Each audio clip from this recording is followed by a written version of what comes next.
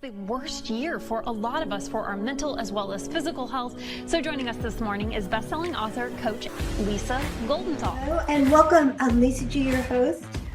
You're at the top of your game, yet the game is changing faster than ever. Strategies that got you here aren't the ones that'll keep you here. The pressure is relentless, and the fear of obsolescence looms large. That's why I'm here. Welcome to the new podcast series, Disrupted: How to Be Gritty and Unlock Performance in Business, Mindset, Wellness, and Success to help you master disruption. Thanks for coming, and I'll see you soon.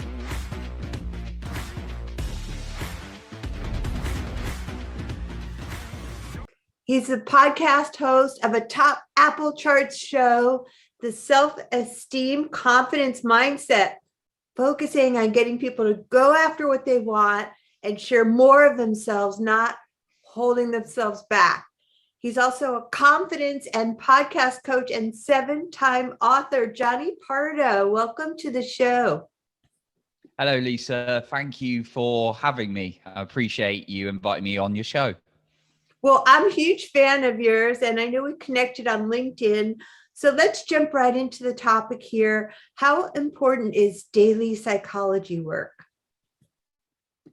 Psychology is so important in terms of going throughout life and actually believing in ourselves, because there are going to be lots of challenges. Now, people talk a lot about mindset and psychology. So the difference between the two, I actually learned from one guy I've sort of been working for, who's one of Tony Robbins' kind of lead speakers, Joseph McClendon. And he says mindset is more about your specific attitude towards something. You can have different mindset. You can have a money mindset. You can have a health mindset. You can have certain mindsets towards your relationships. It's your attitude towards something. But your psychology is the ongoing thought processes consciously and subconsciously going around in your mind.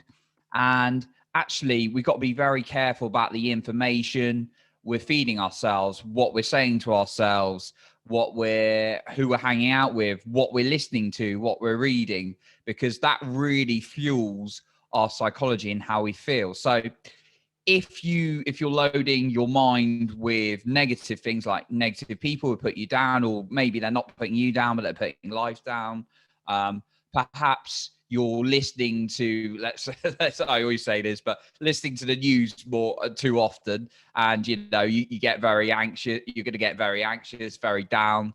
Then you're not going to feel as good. Now, if you're listening to uplifting podcasts or uplifting talks on YouTube, or perhaps reading some good books, then you're going to feel better about yourself. And also the words you say to yourself are going to be so key. Like saying, if you say I am hopeless, that's going to make you feel completely different than if you say I am awesome or I am growing, for example. So it's really, really key that particularly the words we say and the information we take in that fuels our psychology is really, really becomes more conscious to us, and we make more of a conscious effort to work on our psychology every single day. I agree with you. It's so important, the power of words in our daily psychology. In other words, how we feel about ourselves and what we're feeding our brain. So what do we need to do to take action so that we're in positive mindset and psychology every single day?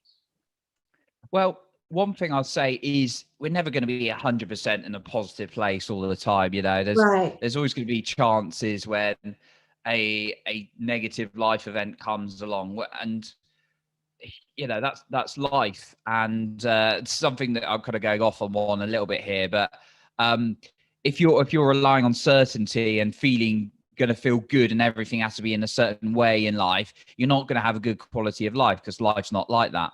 A great quote that I hear from some of the great thought leaders. I follow people like Peter Sage, who I know you like as well. People like Tony Robbins, who I've been to multiple events, always say the quality of your life is in direct proportion to your ability to live in uncertainty. And particularly as entrepreneurs like us, you've got to live with a degree of Oh my uncertainty. God, So, absolutely. Especially in a absolutely. pandemic. But yeah, absolutely. But like the pandemic, like people think, oh, pandemic's over, now life's going to be more certain. No, life like never ever certain. Like you Never. can't have a job for life. You can't, guarantee as much as it, this might hit people, but there's no guarantee there's going to be a relationship for life. There's no guarantee you're going to have X amount in the bank. It's just when we sort of realize that, and obviously work on ourselves and realize the certainty we can have is in ourselves rather than external factors we can't control, that becomes really, really key. Now, sort of, I went on a tangent there, but it does relate to the question, what can we do in terms of developing that strong feeling on a more regular basis? Yeah. There's a great poem that I like, and it is, my thoughts are just a mixture of constant words and pictures. So the words and the pictures we're filling ourselves up with. And it kind of comes back to what I was saying. So saying some of the things out loud to yourself is going to go back into your mind, like consciously and subconsciously. Yeah. Like saying, I am awesome. Also, even saying, how are you today? I say, how are you today, Lisa? And you say, I'm all right. As opposed to, I'm feeling awesome, is going to create a completely different feeling. So, absolutely.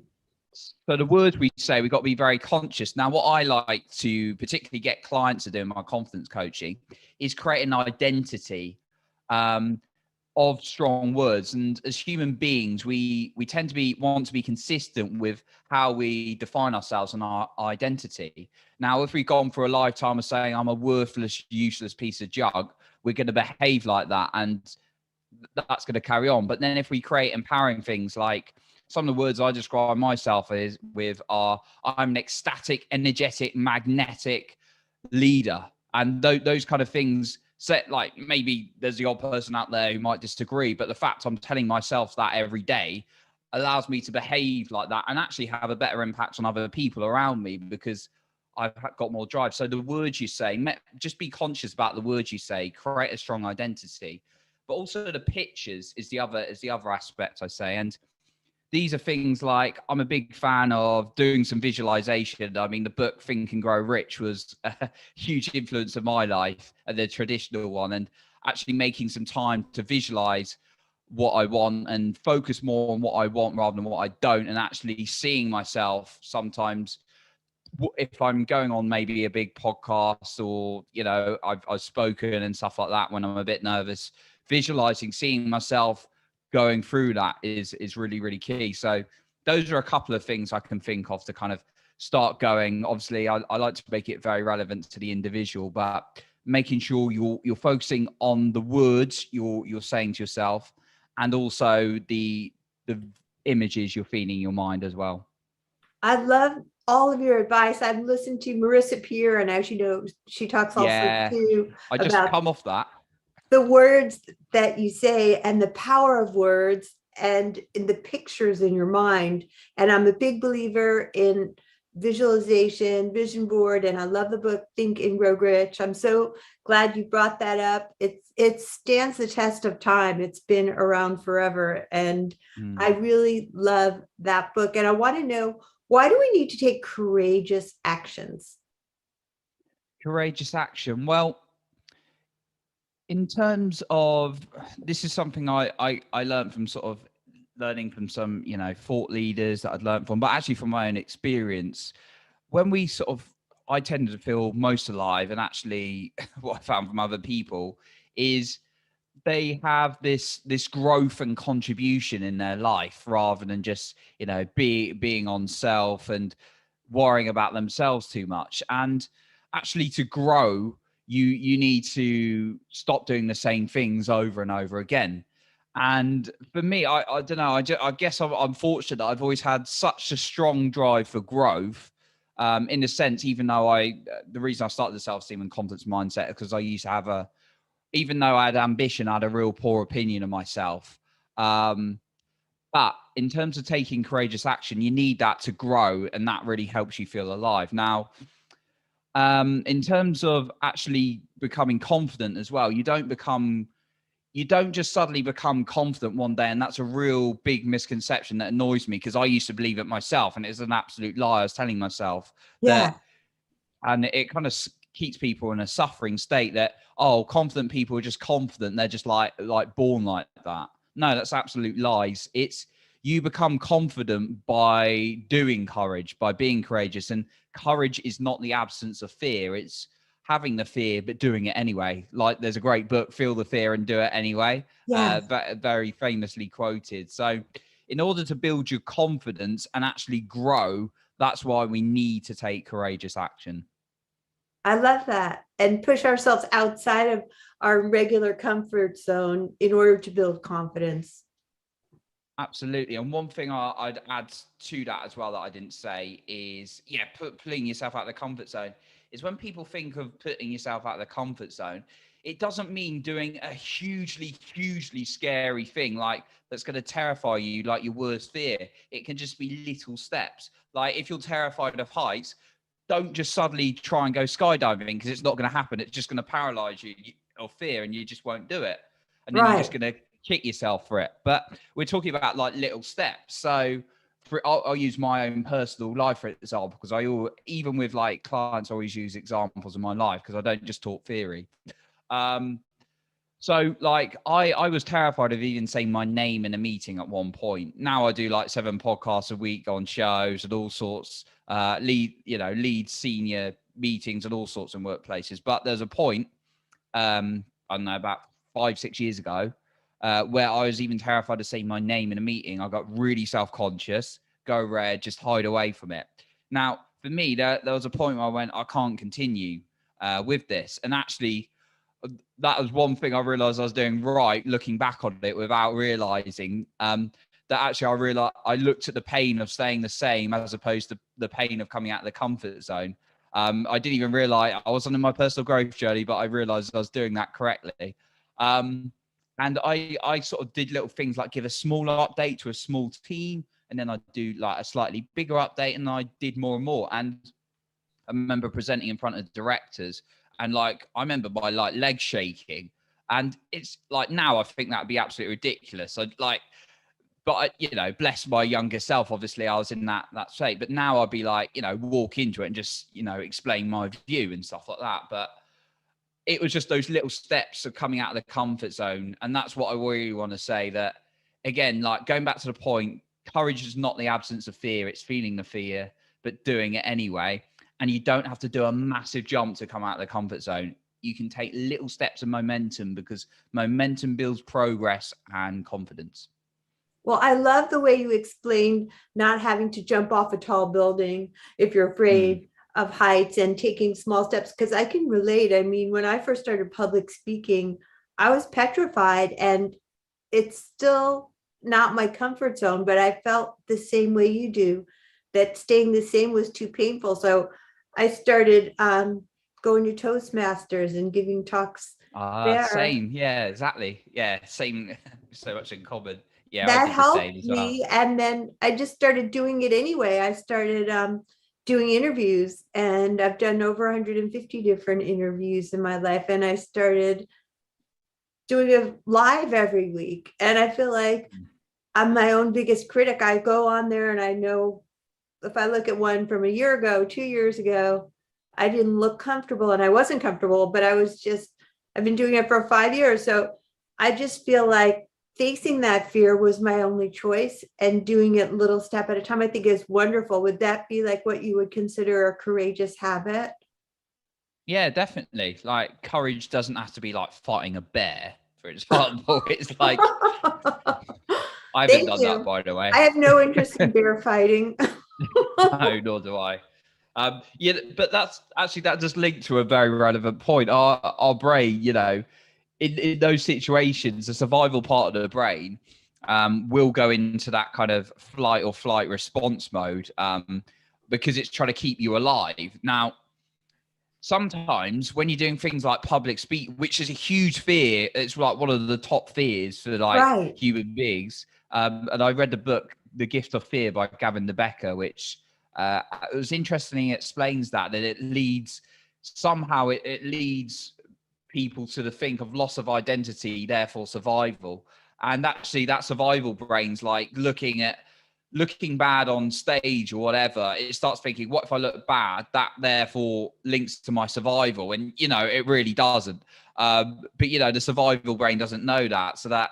But when it's in those, like, if it was in the situation, I hope we don't have to fight a bear anytime soon, it would quite rightly be reacting that way. But sometimes the brain reacts in those situations, like public speaking, like it's life or death.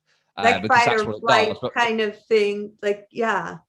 And I agree with you. I mean, to me, I was like, I even made myself take acting classes, and I just felt like I just had to push through that fear. And absolutely. I love all your tidbits so far about pushing outside of your comfort zone, courageous habits, and how important are the people that you pick up. Yeah, definitely. So I've talked a little bit about the information we're like taking, because it's always going into our mind. And I just had a conversation with someone who's a self-development app owner, actually, and we were talking about this as well. But basically, like, you're always taking in information that's going to, even if you don't notice it, that's going to determine how you feel. And some great people, like you mentioned, Marissa Peer, Joe Dispenza, Bruce Lipton, some great names talk about the subconscious mind. And actually that drives the majority of your behavior. So if you're constantly bombarding it with negative information, like I said, the news or whatever, you're not going to feel good or have much belief in yourself. And that's the way you talk to yourself. But the people in your life, that's the same. I've heard this so many times that I don't even want to say this, but I think it's important to say this. You're the sum of the 5 people you hang out with. You probably heard that on every podcast interview quite a lot of podcast interviews recently, but it's just like very, very true. And I'm reading a couple of books right now. One of them's called Willpower. Well, listening to one and reading the other. One book's called Willpower Doesn't Work. And that's by a guy called Benjamin Hardy, that demonstrates this point that I love Ben Hardy. I agree with that concept too. Keep going. He's awesome. Yeah. Like a lot of us try and do this willpower of like, oh, I'm trying, but why do I keep self-sabotaging myself and going backwards? And, we've all been there. We've all been like self-sabotaging at some point. But it's just like your environment is key. So, the book goes through a whole lot of environmental things. Like, I've got a lockbox to put my wallet away, for example, so that I don't go to, fortunately, but unfortunately, I live in the city centre where there's like, I won't put my cupboards with bad food, but I've got lots of coffee shop and treats around me. So I put my wallet, and someone gave me an idea. Why don't you put your wallet on your phone? And I went, why do I do that? I'm trying to avoid spending money in these places. So I got a lockbox. But anyway, the book's a really good book. I definitely recommend checking out, but it talks about the people you're hanging out with. And actually that plays an impact on how you feel. And Ben Hardy was talking about his friend who somehow sabotaged himself, had a really great life, but he discovered it was because he was hanging out with a real negative friend who was lazy and just ate junk food, negative view on life. And then suddenly the Ben Hardy's friend, not the lazy one, but basically started becoming lazy and started sabotaging his life just because he started hanging out with this guy 3 or 4 times a week. And in my own life, I can relate to it as well. Like, sometimes well-intentioned, like nice enough people, I'm pretty good. I've never really let anyone toxic in my life, fortunately. Usually I had quite a good awareness from a young age. Again, sort of probably picked up from parents, but I've had people who, just don't believe in entrepreneurship, even though they mean well, they're great people, but, like discussing it around with them, they're like, that sounds a bit dodgy. And then you've got other friends who just, I haven't really got those kind of friends, but I've had people in the past who like talk negatively about life, or maybe they put themselves down and you start feeling down as well. So again, it's what you're picking up. But if you've got uplifting people like our community we're part of in LinkedIn, I love our community of everyone's so like-minded. Yeah, so encouraging. You get energy off each other. You're going to feel better about yourself. So yeah, again, it's the impact it has your mind, because that's going to impact on your behavior, even if you don't consciously recognize it at first. Okay, well, I love all of your tips. And where can people find more of the great Jonny Pardoe if they want help with podcasting or confidence or any of your information? Yeah, of course. So, thanks for having me again, Lisa. I appreciate it. So, yeah, I'm on most social media platforms. Instagram, I'm pretty active on. LinkedIn, of course, I'm active on. My Instagram's at Jonny.Pardoe. My LinkedIn's just Jonny Pardoe, as well as the same as my Facebook. And also, yeah, there's my podcast as well, which is the Self-Esteem and Confidence Mindset. So those are probably the main ones where I'll be hanging out anyway. So again, I appreciate our chat, and that's where people can find me. Thanks, Jonny. Thanks for being a great guest.